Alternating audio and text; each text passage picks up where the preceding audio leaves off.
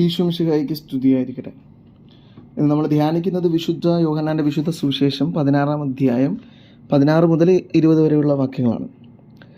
യേശുനാഥൻ തൻ്റെ മരണത്തിന് തൊട്ട് മുൻപ് ശിഷ്യന്മാരോടുള്ള സംസാരം തുടരുകയാണ്. യോഹന്നാൻ്റെ സുവിശേഷത്തിൽ ഈ ദിവസങ്ങൾ നമ്മൾ ധ്യാനിക്കുന്നത് യേശുനാഥൻ ശിഷ്യന്മാരോട് ഹൃദയം തുറന്ന് സംസാരിക്കുകയാണ്.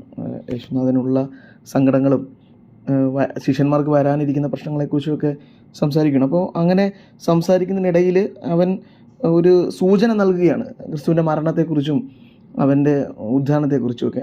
നിങ്ങൾ അല്പസമയം കഴിഞ്ഞ് എന്നെ കാണുകയില്ല, പിന്നീട് നിങ്ങൾ വീണ്ടും എന്നെ കാണും. അപ്പോൾ അത് മരണത്തെ ഉദ്ധാനത്തെക്കുറിച്ചൊക്കെയാണ് പറയുന്നത്. പക്ഷേ ശിഷ്യന്മാർക്ക് ഇതൊന്നും മനസ്സിലാവുന്നില്ല. അവർക്ക് ആകെ അവരുടെ ഹൃദയത്തെ വേദനിപ്പിച്ചുകൊണ്ടിരുന്നത് ദുഃഖമാണ്.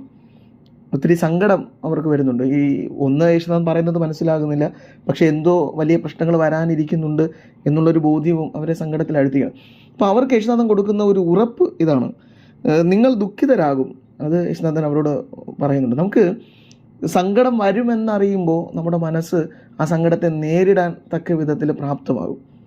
ആ ഒരു പ്രാപ്തി തൻ്റെ ശിഷ്യന്മാർക്ക് നൽകാൻ വേണ്ടിയാണ് യേശുനാഥൻ നേരത്തെ പറയുന്നത്, നിങ്ങൾ ദുഃഖിതരാകും. എന്നിട്ട് അവനൊരു പ്രത്യാശ കൂടെ നൽകുന്നുണ്ട്. ഈ ദുഃഖം ഒരിക്കലും ഒന്നിൻ്റെ അവസാനമൊന്നുമല്ല, നിങ്ങളുടെ ദുഃഖം സന്തോഷമായി മാറും. ഇത് യേശുനാഥൻ തൻ്റെ ശിഷ്യന്മാർക്ക് നൽകുന്ന ഒരു വാഗ്ദാനമാണ്. നിങ്ങൾ ദുഃഖിതരാകും, പക്ഷേ നിങ്ങളുടെ ദുഃഖം സന്തോഷമായി മാറും. അതായത് ക്രിസ്തുവിനെ സ്വീകരിക്കുന്നവർ ചിലപ്പോൾ ദുഃഖിക്കേണ്ടി വരും. ഈ ലോകത്തിന് അനുരൂപരായി ജീവിക്കുന്നവരല്ലല്ലോ ക്രിസ്തുവിനെ സ്നേഹിക്കുന്നവർ. ക്രിസ്തുവും ലോകവും എപ്പോഴും ശത്രുതയിലാണ്. ക്രിസ്തുവിൻ്റെ നന്മകൾക്കെതിരാണ് ലോകത്തിൻ്റെ സന്തോഷങ്ങൾ, ഈ ലോകത്തിന് നൽകുന്ന തിന്മകൾ. അപ്പം അങ്ങനെ ഒരു സംഘടനം നിലനിൽക്കുന്നത് കൊണ്ട് ഞാൻ ക്രിസ്തുവിൻ്റെതായി മാറുമ്പോൾ ലോകം എന്നെ ദ്വേഷിക്കാറുണ്ട്, അല്ലെങ്കിൽ ലോകം എന്നെ കീഴ്പ്പെടുത്താൻ ശ്രമിക്കാറുണ്ട്, അല്ലെങ്കിൽ ലോകത്തിൽ നിന്ന് എനിക്ക് ഒത്തിരിയധികം വിപത്തുകൾ വരാൻ സാധ്യതയുണ്ട്. അത് ഞാൻ ക്രിസ്തുവിനോട് നിൽക്കുന്നത് കൊണ്ട് മാത്രമാണ് സംഭവിക്കുന്നത്. ഈ ലോകം എന്ന് പറയുന്നത് തിന്മയുടെ പ്രതിനിധികളിൽ നിന്ന് എനിക്ക് പ്രശ്നങ്ങൾ വരാനുണ്ട്. കാരണം ലോകത്തോട് ചാഞ്ഞു നിൽക്കുകയാണ് ഞാനെങ്കിൽ എനിക്ക് ലോകത്തിൽ നിന്ന് സന്തോഷം ഉണ്ടാവും, ദുഃഖം ഒരിക്കലും ഉണ്ടാവില്ല. പക്ഷേ ക്രിസ്തുവിനോട് ചേർന്ന് നിൽക്കുന്നവർക്ക് ദുഃഖം ഉണ്ടാകാനുള്ള സാധ്യത കൂടുതലാണ്. അത് സഭയുടെ ചരിത്രത്തിൽ ആദ്യം മുതൽ അവസാനം വരെ നമുക്കിപ്പോഴും കാണാൻ സാധിക്കുന്നുണ്ട്.